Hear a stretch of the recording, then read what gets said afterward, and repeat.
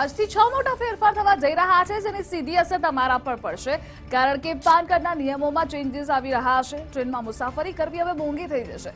UPI ટ્રાન્ઝેક્શનમાં પણ changes આવી રહ્યા છે. આ 6 મોટા ચેન્જીસ જોઈએ તો સૌથી પહેલા સરકારે પાન કાર્ડના નિયમોમાં ફેરફાર કર્યા છે. પાન કાર્ડ માટે અરજી કરવા માટે આધાર કાર્ડ હવે કમ્પલસરી છે. સરકારનું કહેવું છે કે આનાથી કરચોરી પર રોક લાગશે. સેકન્ડ છે, આજથી રેલ મુસાફરી એ મોંઘી થઈ છે. એસી કોચમાં 1000 કિલોમીટરની મુસાફરી કરવા માટે ₹20 વધુ ચૂકવવા પડશે. થર્ડ છે, યુપીઆઈ ટ્રાન્ઝેક્શનમાં અસલી રિસીવરનું નામ હવે દેખાશે. એનપીસીઆઈએ નવો નિયમ લાગુ કર્યો છે. અલ્ટિમેટ બેનિફિશિયરી જ તમને દેખાશે.